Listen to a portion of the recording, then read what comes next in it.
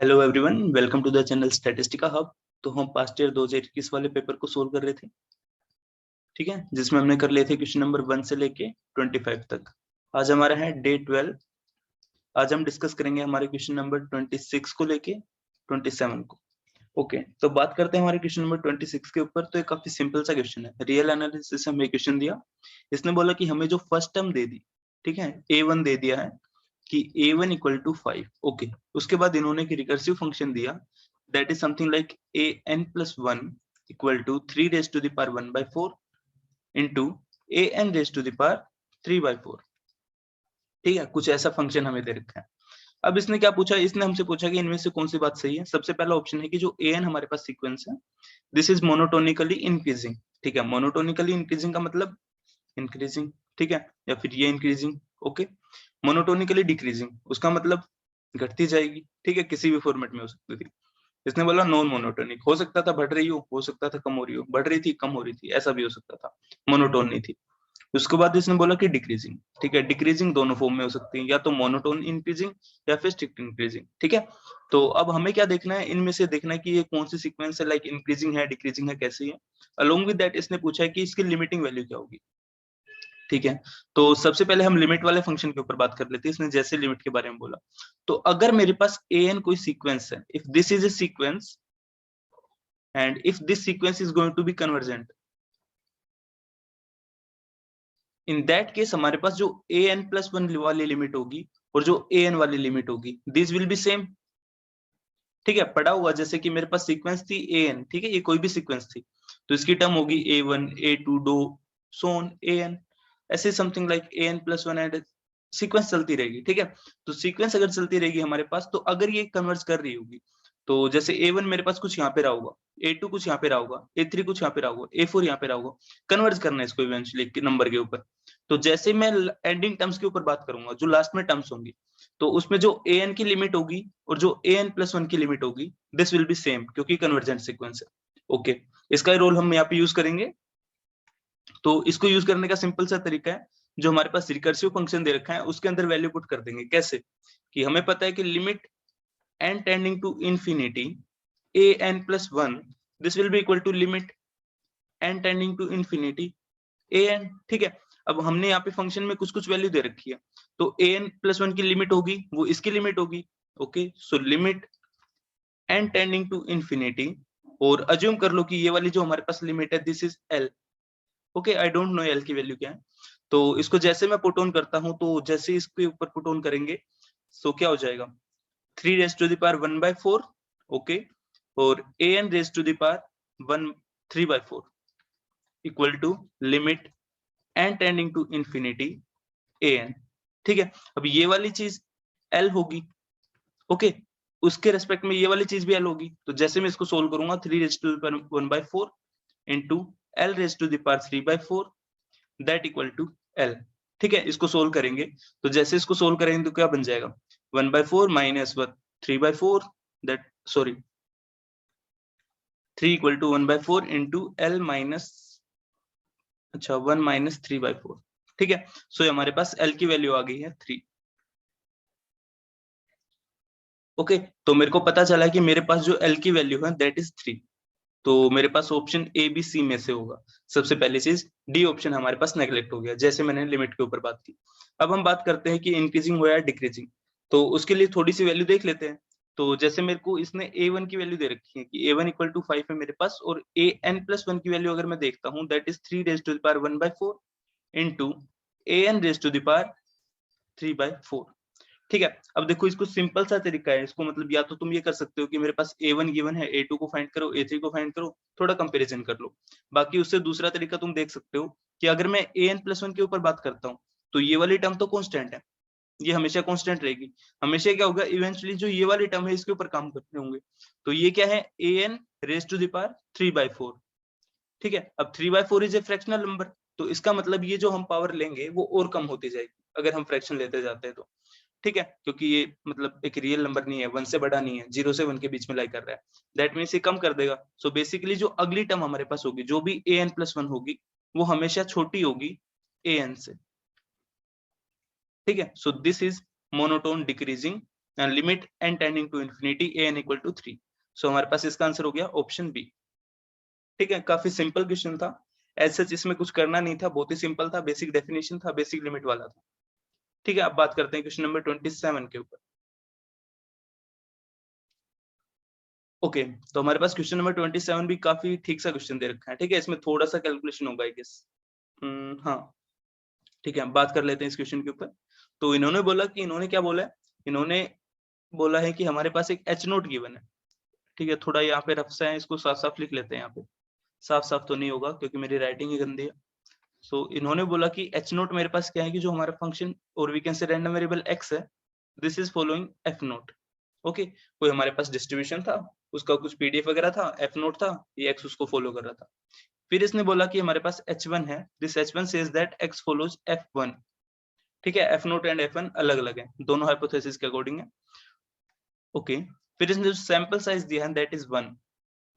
Okay, where इन्होंने बोला कि f ऑफ नोट जो हमारे पास है, this is 1 0 if 0 less than equal to x less than equal to 1 and 0 else. ठीक है, और f1 की वैल्यू दे रखी है लाइक 2 - 2x, कब 0 less than equal to x less than 1। Okay, और 0 एल्स। ठीक है, प्रॉब्लम में कुछ ऐसे गिवन है। अब हमें बात करना है जो क्वेश्चन में पूछा है उसके बारे में। तो जो यहाँ पे गिवन कंडीशंस थी उनको मैंने राइट साइड में लिख दिया है, यहाँ से देख सकते हैं। अब इसने बोला कि हमें बताना है प्रोबेबिलिटी ऑफ टाइप 2 एरर। ठीक है, it is saying that we need to find the probability of type 2 error of the most powerful test of size alpha this.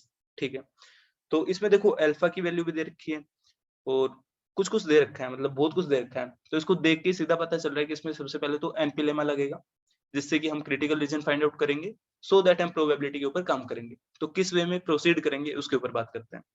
तो सबसे पहले पता होना चाहिए कि टाइप 2 एरर होता क्या है। तो अगर मैं लिखना चाहूँ कि मैं बोलता हूँ कि type 2 error, so what is type 2 error, this is the probability of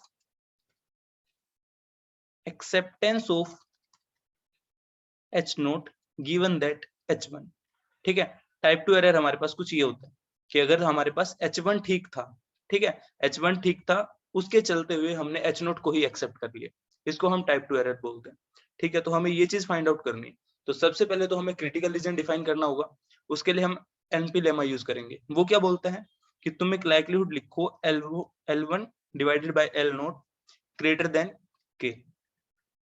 ठीक है, ये था हमारे पास एनपी लेमा।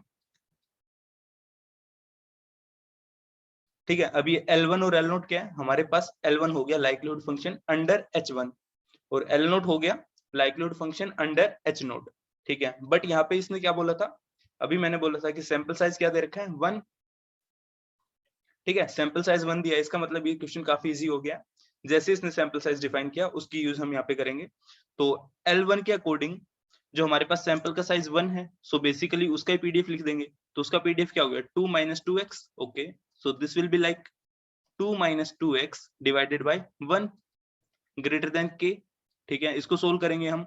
तो इसको अगर मैं सोल्व करता हूँ, सो this will be like -2x greater than k - 2। इसको नाम दे दो सम k1। ठीक है, उसके बाद इसने क्या करना है x less than equal to any other constant. ठीक है, माइनस वाले टर्म्स को इधर लेके गया, तो इसको मैं k स्टार नाम दे देता हूँ।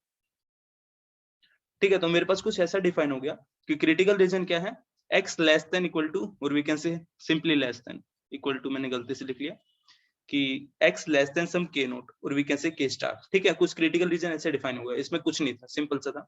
अब हमें क्या करना होता है, हमें इस वैल्यू को फाइंड आउट करना पड़ेगा कि k स्टार हमारे पास होगा क्या। उसके लिए इन्होंने अल्फा की वैल्यू दे रखी है। ठीक है, इसका यूज करेंगे। अब अगर मैं बात करूं अल्फा के ऊपर, तो अल्फा क्या होता है, टाइप 1 एरर। ठीक है, उसका मतलब reject H naught given H note. ठीक है, एच नोट के होते हुए अगर हमने एच नोट को रिजेक्ट कर दिया, उसको हम अल्फा बोलते हैं, दैट इज टाइप 1 एरर। इसको हम आगे सोल्व करेंगे। So alpha will be probability that reject H naught given H note. ठीक है, इसके ऊपर सोल्व करेंगे, अल्फा की वैल्यू गिवन है, सो दिस इक्वल टू 0.1 जो कि यहाँ पे गिवन था। This will be equal to probability, critical region क्या है हमारे पास, x less than k star, so x less than k star given H naught. अब एच नोट गिवन है, इसका मतलब कौन सा पीडीएफ यूज करेंगे, एफ नोट वाला। ठीक है, so this will be 0.1 equal to integration 0 to k star okay, और हमारे पास पीडीएफ है 1, सो बेसिकली dx, ठीक है। So this will be 0.1 equal to k star, ठीक है। हमने क्या किया है, हमने k स्टार को फाइंड आउट किया है अल्फा से, जो कि काफी इजी स्टेप था, कुछ नहीं था उसमें। अब बात करते हैं जो क्वेश्चन में पूछा था, दैट इज टाइप 2 एरर। वो क्या था, accept h naught given that h1, ठीक है, उसके ऊपर बात करते हैं। तो अगर हमारे पास क्रिटिकल रीजन ये था, क्रिटिकल रीजन का मतलब क्या होता है, रिजेक्ट h नोट, तो एक्सेप्टेंस वाला कौन सा बच गया, अगर ये वाला हमारे पास रिजेक्शन था, ठीक है, तो एक्सेप्टेंस ये क्या जस्टिफाई करेगा, x greater than equal to some k star, ठीक है, जहां पे k स्टार की वैल्यू क्या हो गई 0.1। सो एक्सेप्टेंस रीजन हमारे पास क्या आ गया, x greater than equal to 0.1, ठीक है। तो probability that accept h naught given h1, okay. So हमें क्या करना हो गया, जो हमारे पास जो ये टाइप 2 एरर जो होगा, this will be equal to probability acceptance region x greater than equal to 0.1 given that h1, ठीक है। डेफिनेशन हमें कुछ ऐसे बोल रही थी, ओके। तो अगर हम h1 का यूज करेंगे तो क्या हो जाएगा, सिंपल सा हो जाएगा, जो हमारे पास h1 के रेस्पेक्ट में पीडीएफ गिवन था उसका यूज करेंगे। वो पीडीएफ क्या था, 2 - 2x, okay. So this will be like integration 0.1 से लेके कहां तक जाएगा, 1 तक, 2 - 2x dx, ठीक है, क्योंकि हमें h1 के रेस्पेक्ट में देखना पड़ेगा। सो this will be like 2x 0.121 minus 2x square divided by 2 0.121, ठीक है। इसको सोल्व करेंगे, सो this will be like 2 - 0.2, minus minus cancel हुआ, ठीक है। तो मतलब मैं क्या कर रहा हूँ, इसको ऐसे लिख लेते हैं, सो माइनस ये कैंसिल हो गया, 1 - 0.1 का होल स्क्वायर, ठीक है। इसको सोल्व कर लेंगे, मैं कर नहीं रहा हूँ, अब ये कर दूं, 2 - 1 माइनस 0.2 माइनस माइनस प्लस 0.1 का स्क्वायर, ठीक है। ये वैल्यू हो गई 1 - 0.2 that plus 0.1 raise to the power 2। इसको हम सोल्व करेंगे तो 0.8 प्लस 0.1 इंटू 0.1, सो 81, 0.81, सो हमारे पास आंसर आ गया इसका 0.81, दैट इज ऑप्शन ए, ठीक है। तो आज के वीडियो में हमने देखा क्वेश्चन नंबर 26 और 27 दोनों काफी इजी थे, टू द पॉइंट थे, ऐसा कुछ बाहर से यूज नहीं करना था, बेसिक डेफिनेशन का यूज करना था, और जो गिवन कंडीशंस थी उनका यूज करना था। सो ये काफी इजी क्वेश्चन थे, आई होप समझ में आए होंगे। सो आज के वीडियो में यही तक था, थैंक यू।